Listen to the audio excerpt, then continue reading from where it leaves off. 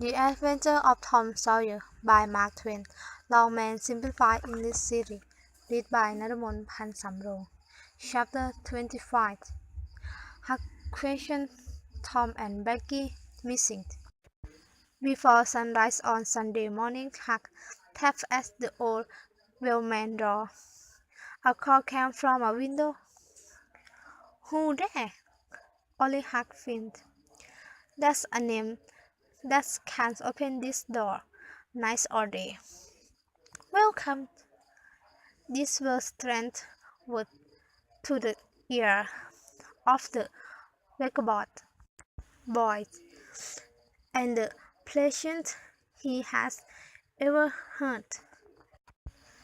The door was quickly unlocked, and the old man and his son speedily dressed themselves. Now, my boy, I hope you're hungry, because breakfast will soon be ready. The boys and hope that you would stay here last night. I was horrified, said Huck, and I ran there 3 miles without stopping.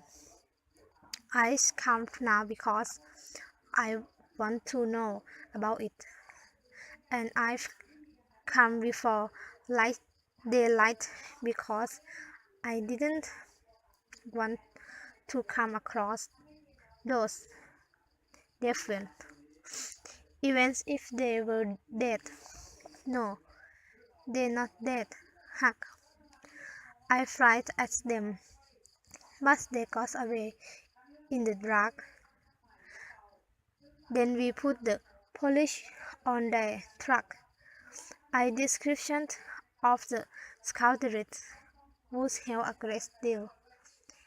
Did you see what they were like?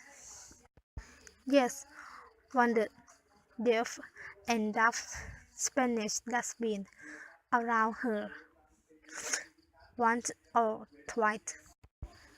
And the author is a nasty-looking racket.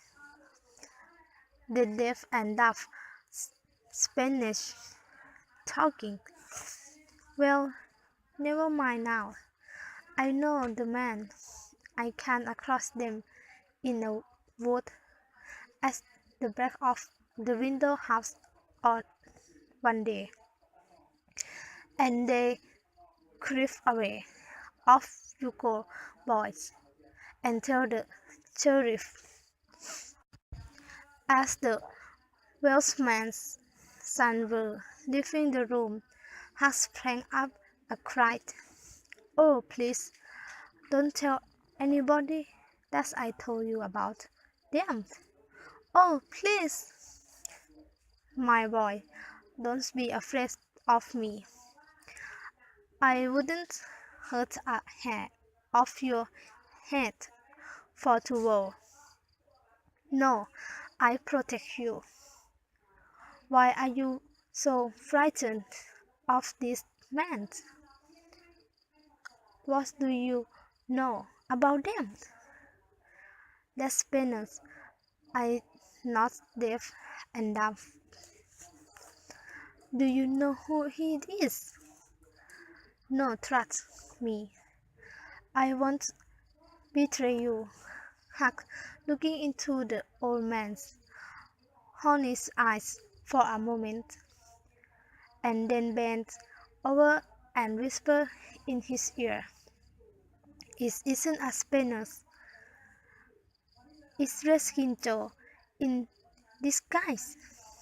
The old Welshman almost jumped out of his chair.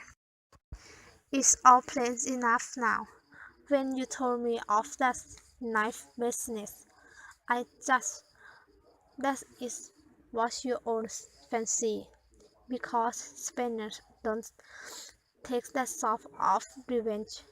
During breakfast the talk went on.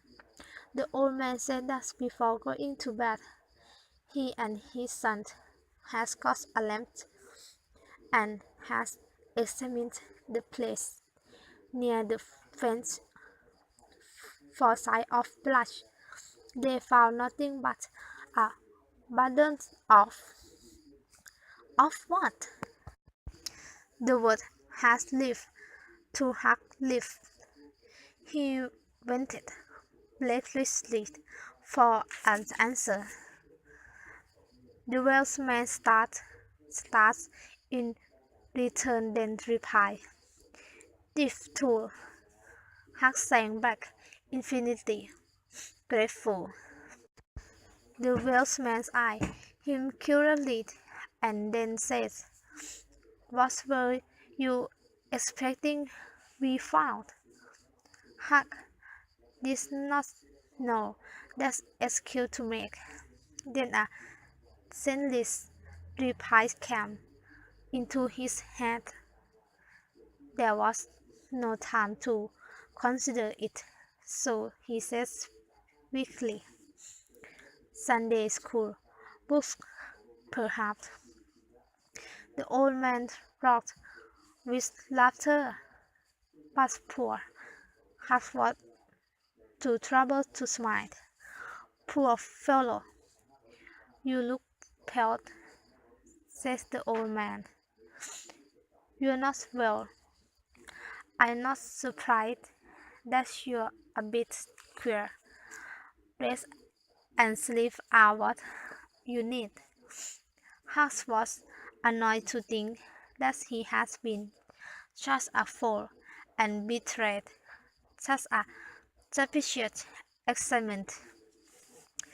Just as breakfast was over, there was a knock at the door.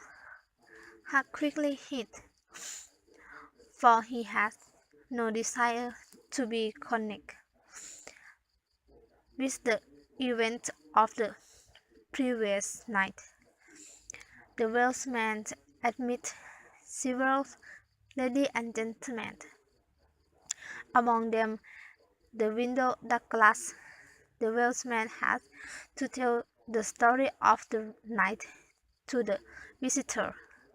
The window expressed her deep gratitude for her preservation.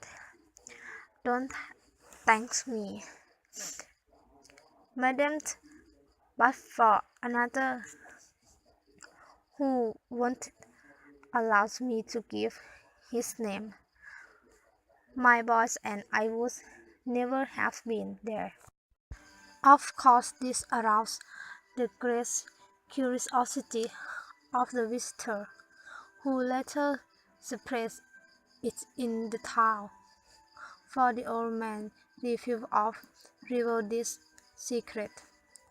There was no Sunday school during the holiday, but everybody was early at church, and the stirring happening on Cardiff Hill were thoroughly discussed. News came that not a sight of the villains had yet been discovered. When the service was finished, Judge Chapter White came up to Mrs. Harper as she was moving down the church with the crowd and said, "Is my Becky going to sleep out there? I expect that she would be tried out." "Your Becky?" "Yes," with a startled look. "Didn't she stay with you last night?" "No." Mrs. Chapter turned pale and sank into a seat just as Aunt Polly, talking with a friend, passed by. Aunt Polly said, "Good morning, Mrs. Chapter." "Good morning, Mrs. Harper." "Tom missing. He stayed with one of you last night, I expect, and now he's afraid to come to church." Mrs. Chapter shook her head quickly and turned pale, then eerie. "He didn't stay with us," says Mr. Harper, beginning to look uneasy. An anxious expression came into Anna's face. Children were questioned, and the Sunday school teacher, they all said that they had not noticed whether Tom and Becky were on the ferryboat on the homeward trip. No one had thought of inquiring whether anyone was missing. One young man thoughtlessly expressed his fear that they were still in the cave. Mrs. Chapter faints away, and Polly starts whispering. The alarm swept from street to street. Within 5 minutes, the bells of the church were ringing wildly. Horses were saddled, the ferryboat was ordered out. In half an hour 200 men were pouring down the main road and the river toward the cave. All the long afternoon the village seemed dead. All the very same night the town waited anxiously for news. But when the morning came at last, the only message from the cave was, "Send small candles and food." Mrs. Chapter was almost mad with grief, and Aunt Polly also. The old Welshman came home towards midnight, almost worn out. He found Hugs in bed with a raging fever.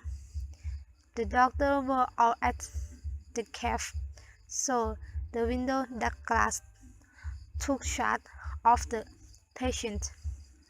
She said that she would do her best for him, whether he was good or bad, because no human being should be neglected.